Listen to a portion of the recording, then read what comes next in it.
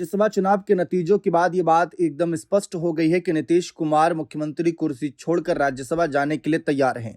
लेकिन सवाल अब भी यही है कि आखिर मुख्यमंत्री कुर्सी किसे सौंपेंगे चाचा नीतीश? क्या अपने बेटे निशांत को आगे करेंगे या अपनी ही पार्टी से किसी अन्य नेता को आगे करेंगे जो वरिष्ठ तौर पर इस कुर्सी को संभाल सके, या फिर ये कुर्सी अब बीजेपी के पाले में जाने देंगे?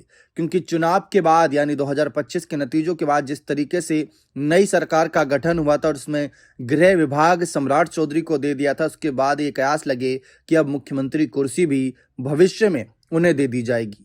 लेकिन फिलहाल अभी ये सवाल है और चाचा नीतीश क्या ये होने देंगे? दूसरी तरफ महागठबंधन पूरी तरीके से बिखरा बिखरा नजर आया राज्यसभा चुनाव में। लेकिन क्या एक बार फिर से एकजुट होकर महागठबंधन चाचा नीतीश को कोई ऑफर दे सकता है? क्योंकि ये माना जा रहा है कि अगर नीतीश कुमार एक बार बीजेपी को मुख्यमंत्री कुर्सी सौंप देंगे तो हो सकता है कि उनका हाल महाराष्ट्र की राजनीति में जो हाल उद्धव ठाकरे का है वही हाल उनका और उनकी पार्टी का हो जाए।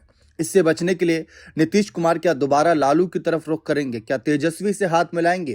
क्या अपने बेटे को मुख्यमंत्री बनाने के लिए कुछ सौदेबाजी करेंगे?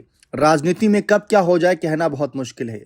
लेकिन ये जो जानकारी दे रहे हैं वह सब सिर्फ कयासों पर है, अफवाहों का एक तरीके से शिकार मान लीजिए। लेकिन फिर भी कहते हैं सपने देखना कोई बुरी बात नहीं, और अभी तक विपक्ष के कुछ समर्थक हैं जो यही सपने देख रहे हैं कि अगर पूरा विपक्ष एकजुट हो जाए और चाचा नीतीश को एक अच्छा ऑफर दे तो हो सकता है कि नीतीश कुमार महागठबंधन में वापसी के बारे में विचार करें।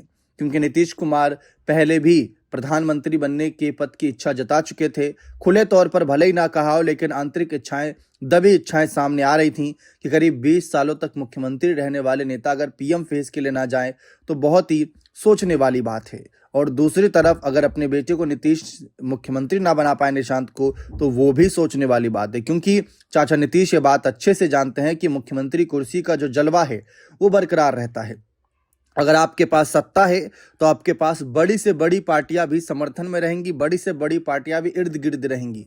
ये एक्सपीरियंस कर चुके हैं चाचा नीतीश, और इस बात को भली भांति जानते हुए शायद यही कारण हो सकता है कि वो मुख्यमंत्री कुर्सी बीजेपी को सौंपने से पहले सोचें। लेकिन अब क्या हो जाए, कब क्या हो, कुछ कहना बहुत मुश्किल है। क्योंकि अचानक से राज्यसभा जाने का फैसला यही अभी तक सबको हजम नहीं हो रहा है। देखते हैं विपक्ष कोई आगे चाल चलता है या नहीं, क्योंकि विपक्ष की रणनीति तो साफ नजर आ रही है कि अभी दबी जबान में कुछ निशानेबाजियां कर रहे हैं, लेकिन खुले तौर पर उतना सामने नहीं आ रहे। आंकड़ों का खेल पहले भी बता चुके हैं कि विपक्ष 35 है, महागठबंधन अगर 6 ओवैसी और बसपा का भी साथ मिलता है और ऊपर से 85 अगर नीतीश की पार्टी साथ आती है तो 126 का आंकड़ा जो सरकार बनाने के लिए काफी है और बीजेपी को बैकफुट पर धकेल देगा। वो समय याद करिए जब लालू तेजस्वी पूरी तरीके से कह सकते हैं खामोश थे, विपक्ष के रूप में भी उतना कुछ बातें नहीं रख पा रहे थे। लेकिन फिर वो समय भी आया जब चाचा नीतीश ने तेजस्वी का अचानक से उप मुख्यमंत्री बनाने का फैसला किया, महागठबंधन के साथ हाथ मिलाया। तब बीजेपी के ही नेताओं ने कहा था कि लालू और तेजस्वी की राजनीति हम समाप्त कर चुके थे, लेकिन चाचा नीतीश के एक फैसले ने उनको दोबारा से कह सकते हैं जीवन दान दे दिया। क्या वही जीवन दान एक बार फिर से नीतीश देंगे या इस बार एनडीए के साथ मिलकर आगे बढ़ते रहेंगे? ये देखना दिलचस्प रहेगा। बने रहें चैनल के साथ। बहुत बहुत शुक्रिया।